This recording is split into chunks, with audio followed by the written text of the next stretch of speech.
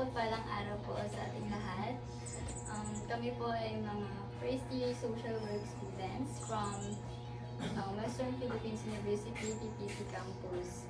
Ang paksa po ng aming panayam ay mga karanasan, pag-aangkop, at mga natutunan ng isang overseas Filipino workers. Ang layunin po ng panayam na ito ay upang marinig po namin at maunawaan kung ano po yung mga karanasan, hamon po na naranasan ng isang OFW.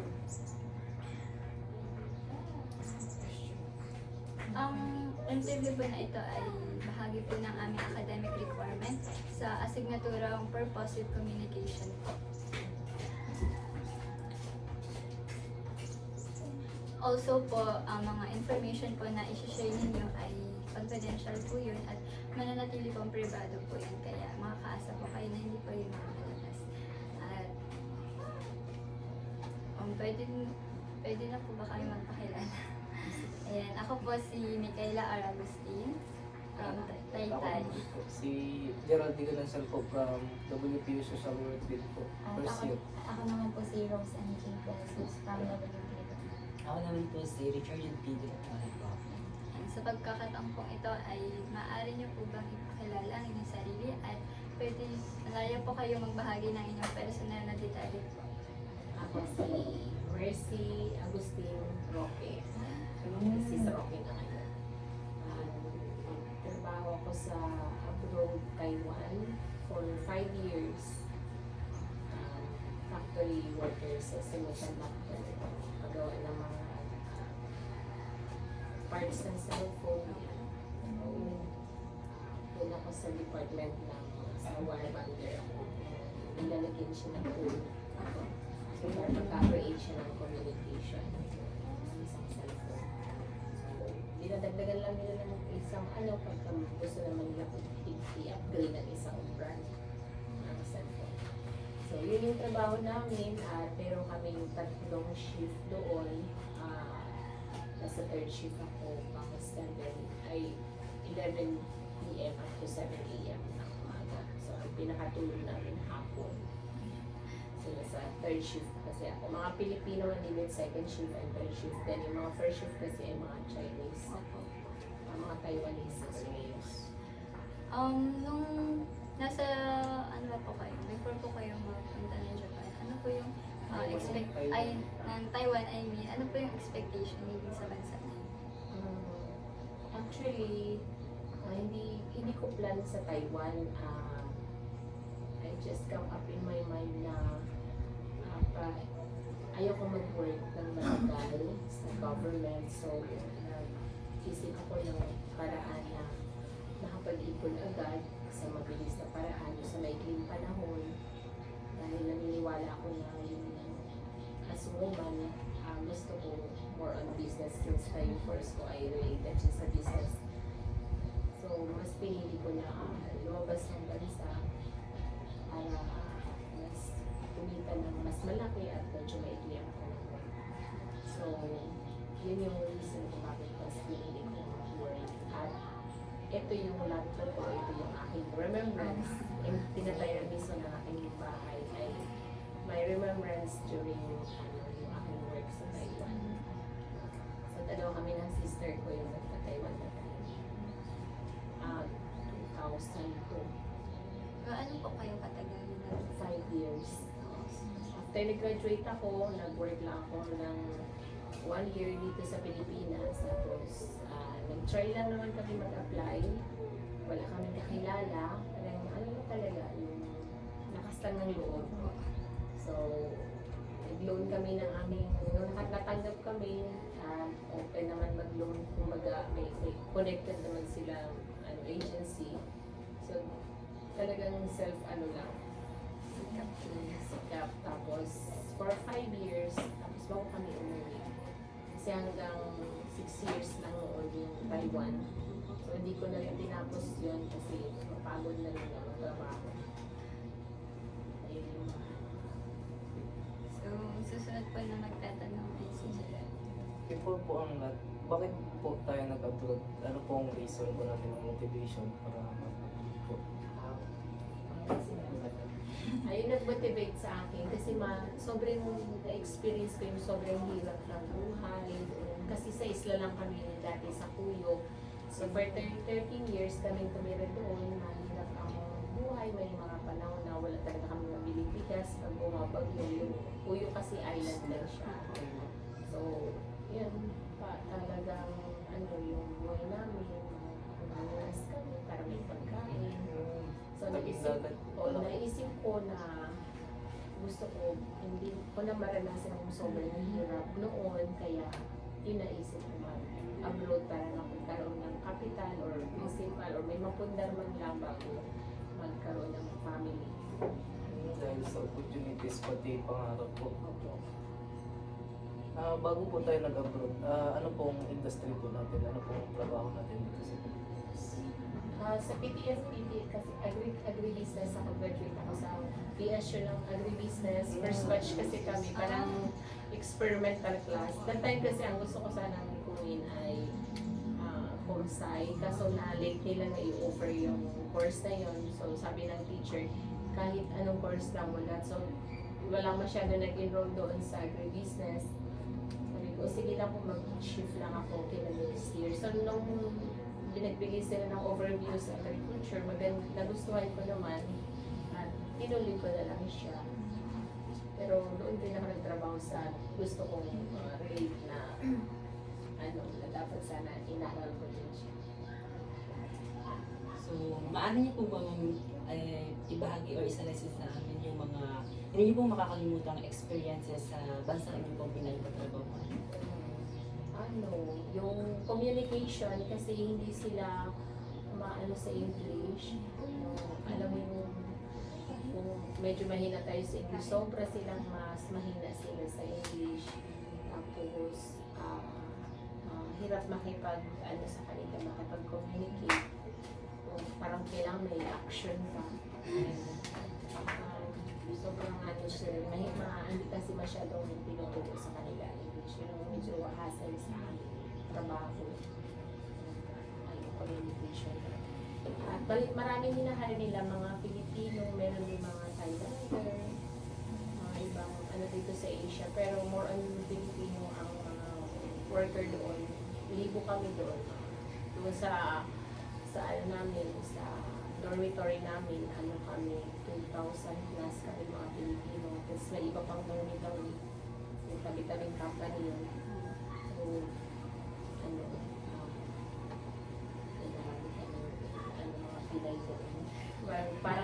Parang Pilipinas na rin. Kasama na rin po.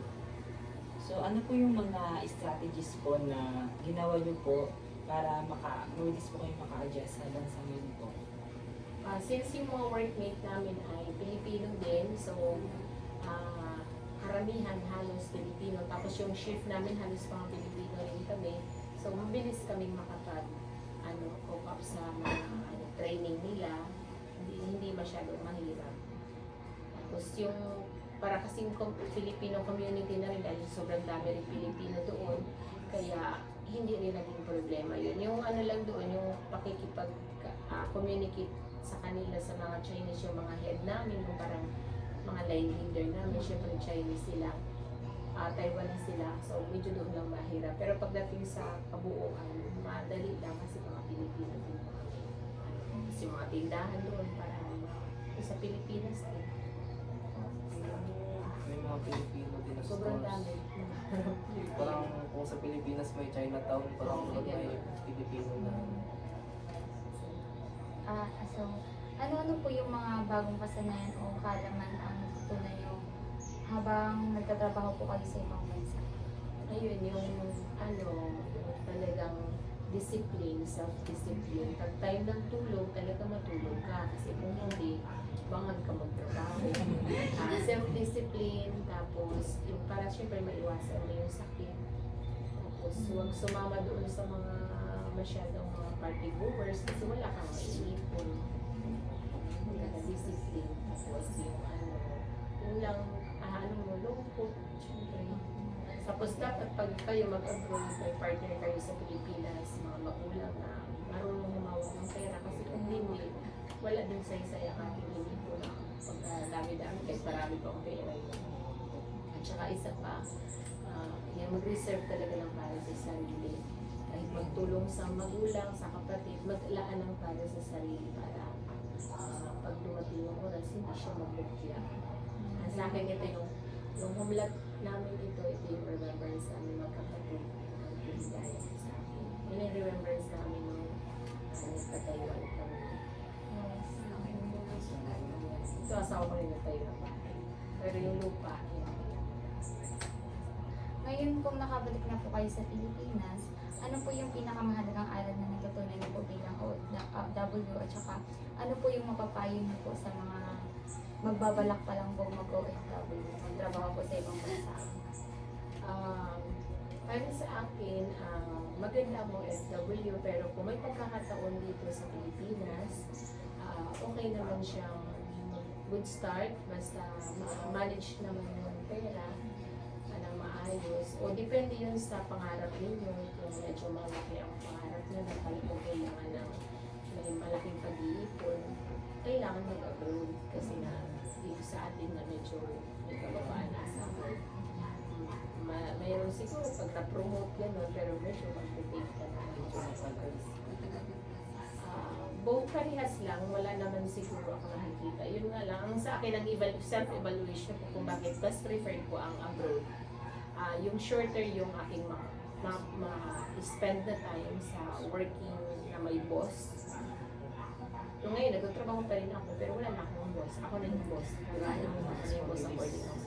Pero ang ibig ko sabihin, kinumpute ko yung magiging sahod ko sa Pilipinas kung magtrabaho ako for ilang years ko bubunuin. Halimbawa, kung Pilipinas, aabot siya ng 25 years, sa abroad, kukuha mo lang ng 10 years. Yun yung equivalent niya. So, saan mo i-spend yung time mo? Kaya, pinili ko yung pag-abroad. Para pag nag-enter ako sa marriage life, ay stable na. Financially stable.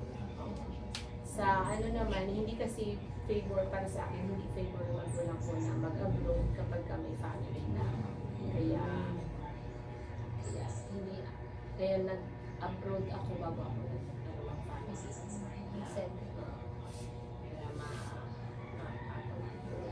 Yun lang po, maraming salamat po. Salamat po Maraming sa salamat po sa time na itutarong po. Opo. Maraming salamat po ulit ma'am sa paglaan ng oras ninyo para po sa aming interview. Kasi po requirement po sa aming subject. Ilang taon po tayo nag-interview na? Ilang taon po tayo nagsimula sa OFW po? 26 years old. Nag-abroad? Opo. 22. Bata Nag-graduate pa. ko. Ganun. Pag 22, pag uwi ko, 26,